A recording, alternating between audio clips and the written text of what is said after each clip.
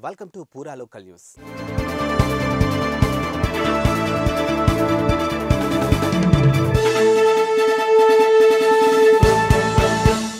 కొత్త రేషన్ కార్డుల కోసం ఫిబ్రవరి నెలాఖరులోగా దరఖాస్తులు తీసుకోవాలని పౌర సరఫరాల శాఖ నిర్ణయించినట్లు విశ్వసనీయ సమాచారం తెలుస్తోంది. ఇప్పటికే కొత్త రేషన్ కార్డుల కోసం 6 గ్యారెంటీల దరఖాస్తులతో పాటు విడిగా దరఖాస్తు తీసుకున్నారు.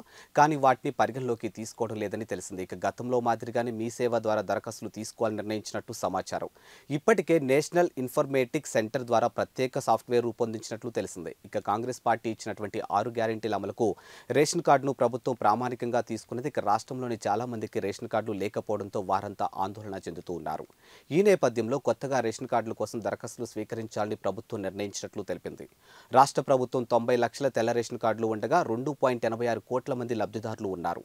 ఇక బీఆర్ఎస్ ప్రభుత్వం హయాంలో సుమారు 6.5 లక్షల కొత్త రేషన్ కార్డులు జారీ చేసింది. ఇక తద్వారా సుమారు 20 లక్షల మంది లబ్ధి జరిగింది.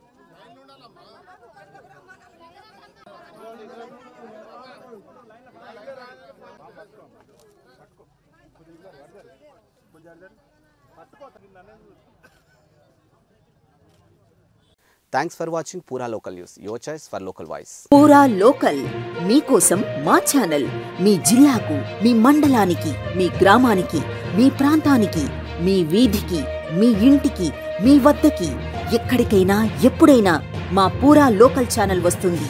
మీరిచ్చే సమాచారాన్ని అందరికీ చేరువయ్యేలా చేస్తుంది. మీ గొంతుకని ప్రతి ఒక్కరికి వినిపిస్తుంది. మీకు ఎల్లప్పుడూ అందుబాటులో ఉంటుంది మా పూరా local. Your choice for local voice. Pura Local.